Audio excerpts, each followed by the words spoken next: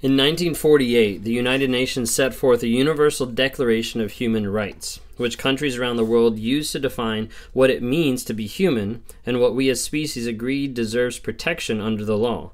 The document identifies 30 essential human rights for everyone. Let's look at a few especially pertinent ones here in relation to the narcissistic personality. Equal entitlement to rights and freedoms. Equal legal protection. Freedom from cruel or degrading treatment. Privacy and freedom from personal attack on honor and reputation. Free thought. Free expression. You see, a lot of times when you're with the narcissist in your life, a lot of times you start giving up the rights that you have just as a human being. Because a narcissist doesn't look at you thinking, hey, all these people have these rights. A narcissist looks at people and says, hey, those people are my rights. They are what I'm entitled to.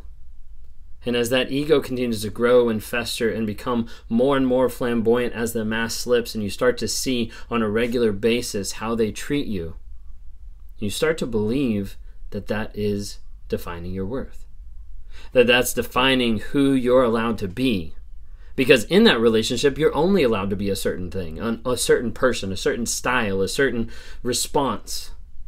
And anything you do that's outside of that certain response, that's not within your rights. Because you're in that relationship, you've signed away your rights to being a human being, and you've said, hey, this is who I'm with, now I'm stuck. And the narcissist wants to take you and create the slave that's going to keep serving them over and over and over. Putting up with their abuse, putting up with their lies, putting up with their gaslighting, putting up with their manipulation. And it's time for you to realize that you need to take back your rights. It's time for you to take back your power. It's time for you to realize and understand that the way that the person has been treating you is actually not right at all. But you've probably been through so much that you're kind of questioning that. Let's throw a couple of them out there. Okay? You have the right to your own thoughts and beliefs. Narcissists won't let you think that. You're thinking that? Like, are you serious? Are you stupid? They'll degrade and devalue. Because when it comes down to it, the only person whose thoughts are right in that relationship is the narcissist. That's what they think. And that's what they communicate to you so much, you don't bring up your thoughts. You don't start to express that because it's not a safe environment for you to do so. You have the right to disagree with others. A couple of you guys are like, nope. Number two, like, we can't do that. That's not allowed anymore. That's not allowed with the narcissist. That's not allowed after the narcissist because you've been trained so much that you're not allowed to disagree. Because the narcissist takes all the disagreements, all the criticism as a personal attack, and so as a result, it's their main focus of, if you're going to attack me, I'm going to destroy you. And so actually disagreeing with them could oftentimes end up very, very violent. You have the right to not share your thoughts. Your thoughts aren't just an open source of, like, everybody can just jump in and grab whatever thoughts they want. They're your thoughts. That's why we have therapists, counselors, psychologists, coaches, to be able to help you with your thoughts. But that doesn't mean that everybody's privy to them. Number 4, you have the right to express yourself freely. Do you match up with that? Because in a narcissistic relationship, you don't have a voice. You don't have a chance to be able to express anything freely. And anything that you freely share is oftentimes devalued, discarded, and shut down. But that still is your right. And just because someone took that away doesn't mean it's not your right. Number 5, you have the right to love and not love whom you wish. Now the overly empathetic people are like, oh, what? Like, yes, like, you don't have to show love towards a toxic person. You can show love by not being with that toxic person. You can say, hey, I care about that person, but that person doesn't have any self-care and doesn't care for anybody else, so they're not going to be in my life. That's when you start demonstrating healthy self-love, because you're taking care of yourself. You're establishing boundaries. You're not doing it selfishly. You're not doing it to manipulate. You're just saying, hey, these are my boundaries of who I need to be and who I want to be. And that person is trying to take that from me, and I don't want to allow that. And I'm not going to allow that. Number 6, you have the right to your own feelings. How many of you felt like your feelings were always discounted? You weren't allowed to have your feelings. I feel hungry. Oh, the narcissist feels hungry. I feel like I'm getting sick. Oh, the narcissist has already been sick. Everything always gets anteed up, one more than the other. Like, you think you're that way? Oh, narcissist is way more that way. My wife hates it when I get sick because that exact thing. Like, when I get sick, so like man flu, man cold, whatever. Like, when I get sick, like, it's like the worst thing ever. I'm like, oh, I'm dying. You know, like, that's the whole thing that's like going on, because like in the narcissist mind, it's like, hey, I need to be served. Now I need extra to be served because of how awful, like, I'm literally dying right now because I have the sniffles. Like, that kind of an idea. Okay? They discount your own feelings, and their feelings are so much bigger according to them. Number 7, you have the right to not feel what others feel or want you to feel. This is the idea of projection.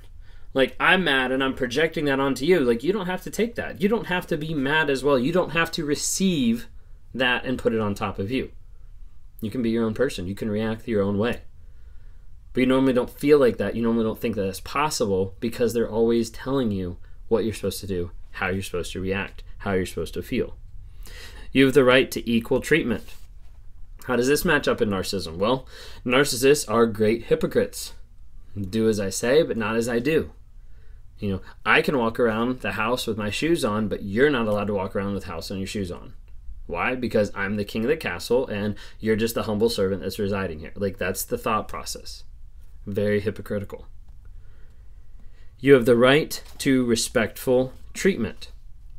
A lot of times people think in the narcissistic relationship, after a period of time, they're like, hey, I put up with it for so long. I allowed it for so long. I guess I just deserve this.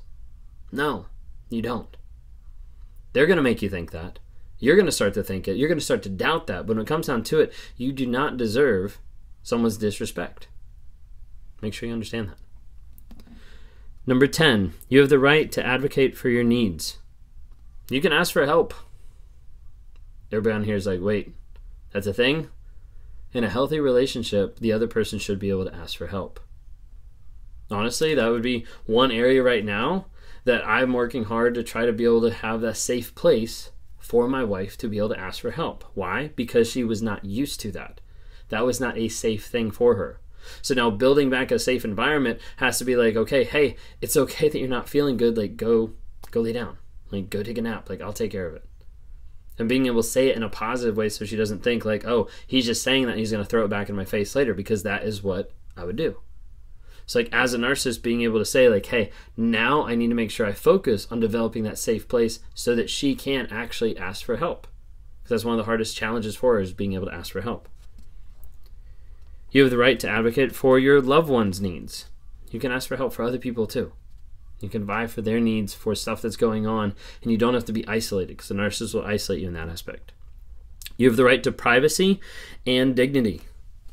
Privacy as far as like, you're not required to give your narcissistic person your phone. You're not required to have them rifle through all of your stuff. You're not required to have them barge in on you when you're going to the bathroom. I mean, like, there's countless of different examples, but you have the right to your privacy and your dignity.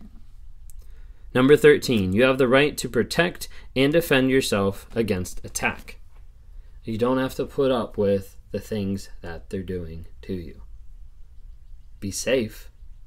I'm not telling you to do something stupid. I'm not telling you to fight back in a situation that's going to escalate it more. But I am saying, if you're getting abused, whether that's mentally, emotionally, physically, and that person is not willing to change, if that's just a constant, if that's there at all, get out. Focus on your safety. Focus on your mental, emotional, and physical safety first. And then let's focus on healing. Then let's work on building a plan to get you healed, happy, and healthy. Number 14, you have the right to equal legal protection. And it's tough. Depending on what countries you are, depending on what states you're in, depending on what areas the legal matters pan out, sometimes it's very difficult.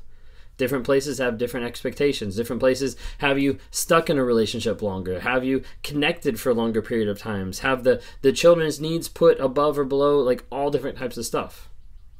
But you do have that right. Number 15, you have the right to personal safety and security. Like I was saying, if you're in a relationship that's violent, get out. Okay? If you're in a narcissistic relationship that's violent, it will only get worse. It doesn't go down. It doesn't reduce. It only gets worse. And when you leave, or when they leave, and then you forgive them and come back into their life, it's only going to get more worse. It's going to continue to accelerate. And the level of abuse that you left will be the new baseline that they start with. And it'll continue to grow and grow and grow. So please be careful. And please understand that these rights are there. The book says, if these rights sound like too much to expect, ask yourself why. Why don't you deserve these rights?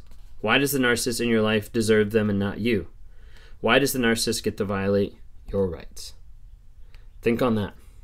Think on those rights, because you deserve more than what they gave you.